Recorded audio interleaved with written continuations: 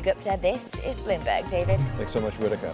President Trump is now going to declare a national emergency, we're told, over the coronavirus as the number of cases here continues to rise. But over in Asia, places like Hong Kong and Singapore, they've seen signs the epidemic may just be leveling off. Joining us now is global affairs analyst Michael Bociurkiw, who has worked and lived in Southeast Asia and has written about what we might learn from their experience. So, welcome, Michael. It's good to have you back with us. Good to be back. What can we learn from Singapore? Well, a heck of a lot. Number one is to be proactive and not reactive like the Trump administration. Singapore had about a 2-week lead in terms of doing things like restricting travel from China. And as you know, they have very good relations with China. But they said no visitors from the Chinese mainland. And also things like micro-tracing, contact tracing, finding out where the outbreaks actually happened in Singapore.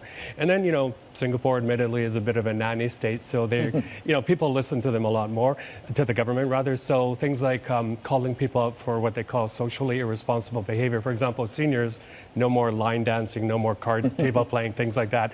So, and then, as you know, the founder of modern Singapore, Lee Kuan Yew, I've interviewed him many times, a renowned germaphobe, but he instituted a lot of practices way back then that has helped Singapore fight this. But as I recall, there was a conference in Singapore that, in fact, there were some cases that came out of and they got distributed around. How did they handle that? Because at one point, Singapore was something of a hotspot.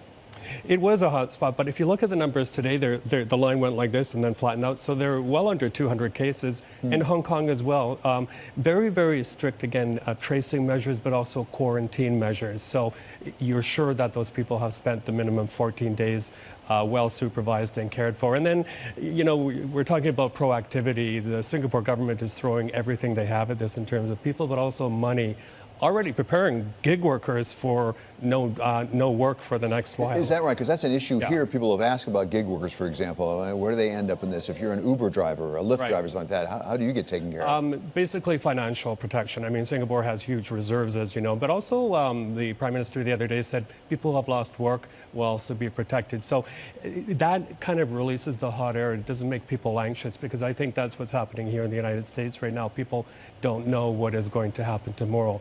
So they do benefit from huge reserves that can help people through this. We just had an announcement that the Canadian Parliament shut down for 6 months, but now we have a redhead that says that actually the Trudeau government is seeking advice on a stimulus package. To your point about what's gone on in places like Singapore, they're saying, do we need to get some serious stimulus in here?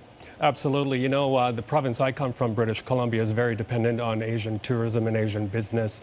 A lot of companies are really struggling. They were even before this virus hit. So stimulus will be important. But I think the main thing right now is being very creative, thinking outside of the box, like the Singapores of the world, looking forward and saying, what is going to happen? And I think at the end of the day, David, this will also restore some confidence in the business community. What your viewers hate the most, I think, is uncertainty. Yes, no question. Yes. No question. But in Singapore, I think the business community has had a good deal of confidence in the government, right? I mean, as you say, it's a nanny state, but it gets the job done. Absolutely. I mean, for example, their airport is an example of this. They're proactive. They expand before it's over capacity. They reclaim land years ahead of time before land is needed in order to make enough space for new businesses. But, it's amazing when you think about it. Their airport is one of the key transit hubs in the world, and yet they were able to take proactive action and stem a big outbreak, because they did have millions of people from China, for example, passing through or visiting Singapore. It's quite extraordinary. At the same time, we would say normally you give up some freedoms for that. You don't have the freedom to do quite as much in Singapore as you can in the United States. Correct. Do we need to reevaluate that in the United States about the extent to which we want to go where we want to go?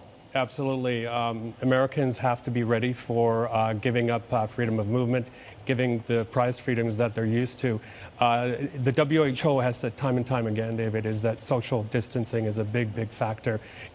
Don't have events and don't call meetings, but do things virtually. And then one more thing, I talked about this in my podcast the other day. It's going to be really interesting to see what this virtual working does for the economy. Will it finally kick in?